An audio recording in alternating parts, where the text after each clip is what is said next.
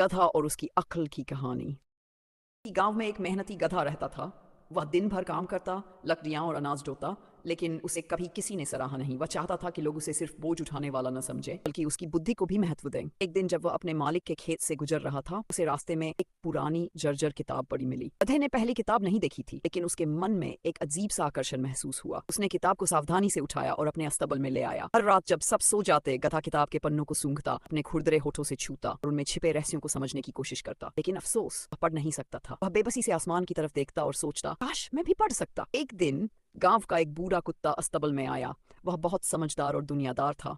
उसने गधे को किताब के साथ व्यस्त देखा और हैरानी से पूछा, तुम क्या कर रहे हो? गधे ने उदास होकर जवाब दिया, यह किताब मेरे लिए एक रहस्य है। मैं इसे समझना चाहता हूँ, मगर पढ़ नहीं सकता। कुत्ता मुस्कुराया और बोला, मैं पढ़ सकता हूँ, आओ मैं तुम्हें सिखाता हूँ। इस तरह कुत्ते ने गधे को धीरे धीरे शब्द सिखाने शुरू किए।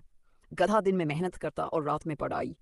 कुछ ही महीनों में वह किताब के शब्दों को समझने लगा। उसे जान की मिठास महसूस होने लगी और वह और किताबें ढूंढने लगा। जल्द ही गांव में यह बात फैल गई कि गधा पढ़ना जानता है। लोग हैरान भी हुए और प्रभावित भी। मालिक को भी एहसास हुआ कि उसका गधा सिर्फ बोझ ढोने के लिए नहीं, बल्कि सीखने के काबिल भी है। गधे और कुत्ते की दोस्ती और जान की जिज्ञासा ने यह साबित कर दिया कि अगर सीखने की लगन हो तो कुछ भी संभव है, चाहे वह एक साधारण गधा ही क्यों न हो।